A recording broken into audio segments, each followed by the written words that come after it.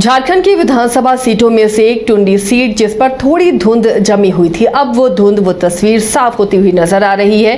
टुंडी में बेहद दिलचस्प मुकाबला बनता हुआ नजर आ रहा है। कई तरह की बातें चल रही थी इस सीट से कैंडिडेट को लेकर, क्योंकि एनडीए से कोई नाम सामने नहीं आ रहा था। अब यहाँ विकास महतो चुनावी मैदान में है बीजेपी के टिकट पर, और वहीं उनका सामना होगा जेएमएम के मथुरा महतो से, जो यहाँ सिटिंग विधायक भी हैं, और इसके अलावा मोतीलाल महतो जेएलकेएम से यहाँ चुनावी मैदान में किस्मत आजमा रहे हैं। अब ये मुकाबला कितना दिलचस्प होने जा रहा है, क्योंकि खबरें ये मिल रही थी कि शायद आजसू सुप्रीमो सुदेश महतो इस सीट से भी चुनाव लड़ सकते हैं, यानी 2 सीट से चुनाव लड़ने की उनकी बातें राजनीतिक गलियारों में ये चर्चा हो रही थी। लेकिन अब तस्वीर पूरी तरह से साफ होती हुई नजर आ गई है। सीट बीजेपी के खाते में ही गई है और बीजेपी ने विकास महतो पर भरोसा जताया है। हमारे साथ स्टूडियो में इस वक्त वरिष्ठ सहयोगी राकेश रंजन जुड़े हुए हैं। रंजन जी, टुंडी सीट पर अब देखिए जो धुंध थी वो पूरी तरह से साफ हो गई है, तस्वीर सामने आ गई है। अब जो 3 कैंडिडेट हैं, विकास महतो, मथुरा महतो और मोतीलाल महतो, इनके बीच में कैसा मुकाबला देख रहे हैं?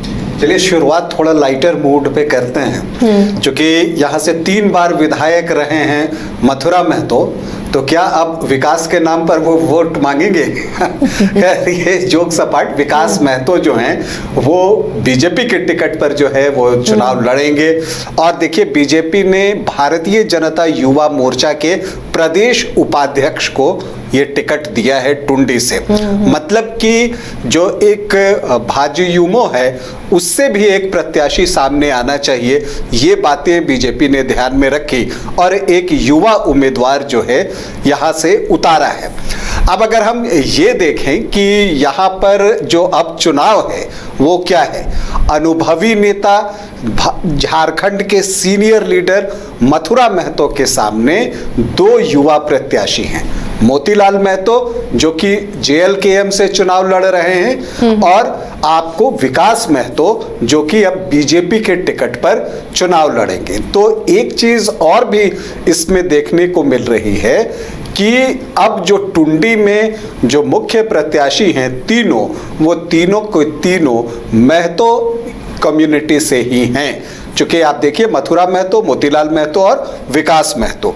अब हम यहाँ पर ये भी देख लेते हैं कि महतो वोटर हैं कितने। तो देखिए, महतो वोटर्स यहाँ पर लगभग 15-16% के आसपास हैं। तो अब क्या होगा कि जो महतो वोटर्स हैं वो कई हिस्सों में बंट जाएंगे। मथुरा महतो को एक हिस्सा जाएगा, ये आप मानकर चलिए। खास करके जो बुजुर्ग महतो वोटर्स हैं वो मथुरा महतो के साथ होंगे, जबकि जो युवा महतो वोटर्स हैं वो 2 भागों में बटेंगे और वो विकास महतो और मोतीलाल महतो के पास जाएंगे। क्योंकि मोतीलाल महतो जो हैं वो जेएलकेएम के वरीय उपाध्यक्ष हैं और जयराम के साथ जो है उनकी एक ट्यूनिंग की हमेशा चर्चा रही है। जब नॉमिनेशन करना था मोतीलाल को, तब भी जो है जयराम ने एक वीडियो मैसेज जो है वो बनाया और कहा कि आप लोग सभी कोई मोतीलाल के नामांकन सभा में आइए। वो एक आमंत्रण था। तो ये बताता है, और ये भी कहा था कि सारे जो अंतर विरोध हैं उनको भुलाकर जो है हमें झारखंड को आगे लेकर जाना है, एक नया निर्माण करना है। तो इस तरह की बातें जयराम ने कही थी जेएलकेएम के प्रत्याशी मोतीलाल महतो के लिए। तो अब एक यहाँ पर ट्रायंगुलर फाइट जो है वो दिखने लगी है। अब अगर हम यहाँ पर बात करें मथुरा प्रसाद महतो की, तो वो यहाँ 3 बार से विधायक हैं, मतलब 3 बार अब तक विधायक रहे हैं और पिछले 5 चुनाव से वो यहाँ पर जेएमएम के टिकट से चुनाव लड़ रहे हैं। अगर आप देखें तो वो 2000 में भी लड़े, हार गए। 2005, 2009 और 2019 में वो जीतने में सफल रहे, जबकि 2014 में भी उन्हें हार का सामना करना पड़ा था। तो जो मथुरा महतो का जो कॉम्बिनेशन है, अगर पिछली बार के हम उनके वोट को देखें तो वो लगभग 37.5% था। तो ये जो 37.5% वोट मथुरा महतो को आए, अगर हम उसको देखें तो एक महतो वोटर्स का चंक उनके पास था, और यहाँ पर जो शेड्यूल्ड ट्राइब्स हैं वो लगभग 16.5% हैं। तो उसका ज्यादा बड़ा चंक जो है वो जेएमएम कैंडिडेट होने की वजह से मथुरा महतो के पास गया था। और कुछ अन्य जातियों के वोट थे जिससे वो 37.49% पहुंचे। यहाँ पर जो मुस्लिम वोटर्स हैं उनकी संख्या भी अच्छी है, 16.3%, मतलब 16.5% के आसपास जो हैं मुस्लिम वोटर्स ही हैं। लेकिन एक चीज जो है, जब पिछला चुनाव हुआ था 2019 में, तब जो है वहां पर एक कैंडिडेट थे सबा अहमद, और वो जो है 13.2% वोट लाने में सफल रहे थे। तो नेचुरली इसमें एक बड़ा चंक जो था वो मुस्लिम वोटर्स का था। और अब चूंकि सबा अहमद जो हैं उनका निधन हो गया है, तो अब ये वोट जो है वापस जेएमएम की तरफ जा सकते हैं, शिफ्ट हो सकते हैं। इससे पहले कि हम लोग आगे बढ़ें, जो पिछला चुनाव हुआ था तो जो दो प्रमुख प्रत्याशी थे, हम बात करेंगे सबा अहमद की और राजकिशोर महतो की, जो कि विनोद बिहारी महतो के बेटे थे। ये दोनों 2019 के चुनाव में थे, लेकिन इस बार दोनों नहीं दिखेंगे चूंकि दोनों का निधन हो गया है। और अगर आप देखें तो जो आपको राजकिशोर महतो हैं वो भी यहाँ टुंडी से विधायक रह चुके हैं 2014 में आजसू के टिकट पर। पिछली बार हालांकि वो पिछड़ गए थे, जबकि सबा अहमद जो हैं वो भी जो है 2 बार चुनाव जीतने में यहाँ पर सफल रहे, 1995 और 2000 में, और इसके बाद भी वो हर चुनाव लगभग लड़ते रहे और हर चुनाव में उनका प्रेजेंस रहा। तो इन दो बड़े नेताओं की टुंडी क्षेत्र में कमी महसूस की जाएगी, इससे आप इनकार नहीं कर सकते। लेकिन हम अगर अभी के मुकाबले पर हम आते हैं तो अब देखिए जो इनका वोट बैंक है, अगर आप बीजेपी की बात कीजिए तो बीजेपी को जो उम्मीद है वो ये है, क्योंकि पिछली बार विक्रम पांडे को इन्होंने उतारा था। विक्रम पांडे जो है वो लगभग 24.5% के आसपास मत लाने में सफल हुए थे। तो बीजेपी की स्ट्रैटेजी ये है कि अगर इसमें हमारे महतो वोटर्स ऐड ऑन होते हैं, क्योंकि पिछली बार आजसू से राजकिशोर महतो थे, क्योंकि दोनों का गठबंधन नहीं हुआ था, और इधर मथुरा महतो थे, तो महतो वोटर्स इन दो दिशाओं में चले गए। अब बीजेपी उसमें से अपना हिस्सा निकालना चाहता है और इसीलिए विकास महतो को कैंडिडेट बनाया गया है।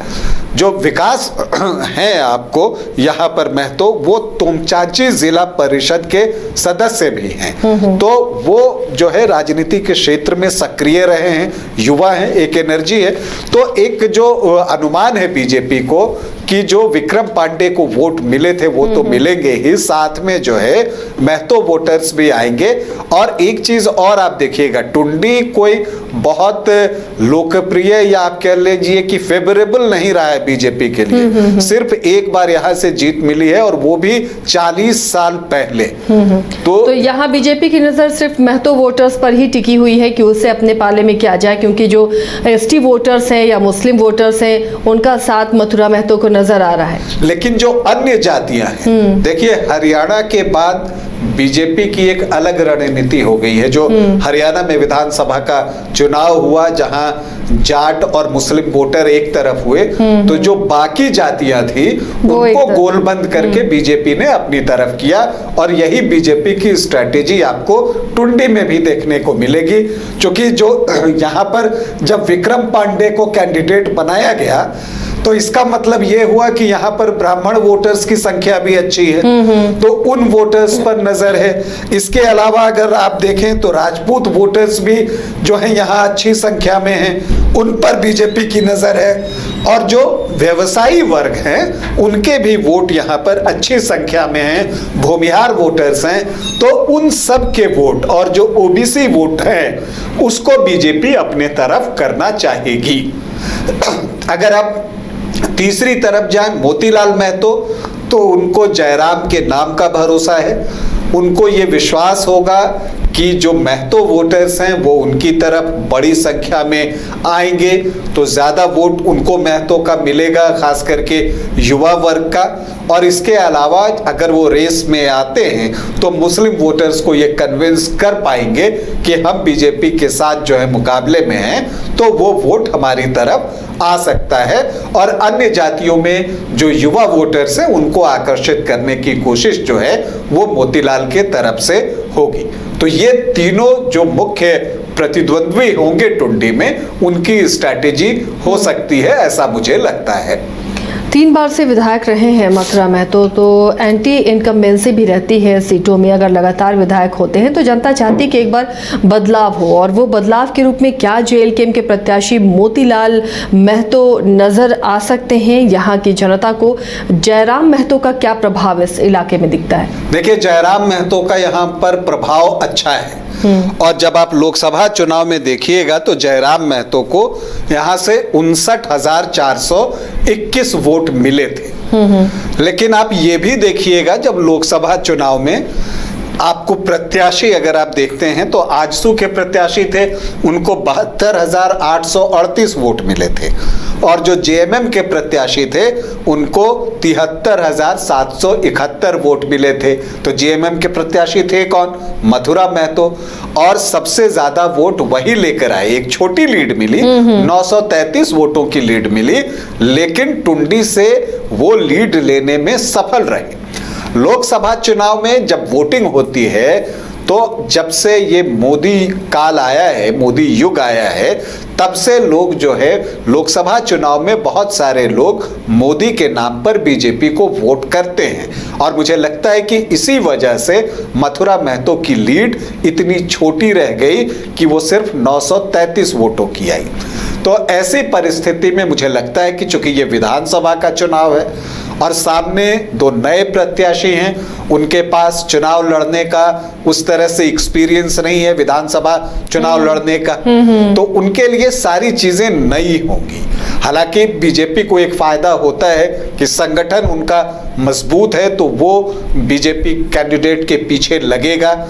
लेकिन जो आप नए आए हैं और एक आप मानकर चलिए कि काफी अनुभवी राजनेता हैं, तो अब देखना यह है कि क्या जीत का चौका लगा पाने में मथुरा महतो सफल होते हैं, या 40 सालों बाद विकास महतो जो हैं वो कमल खिला पाते हैं टुंडी में, या मोतीलाल जो है एक नया इतिहास रचते हैं और जेएलकेएम से जीत हासिल करते हैं। ये देखना दिलचस्प होगा।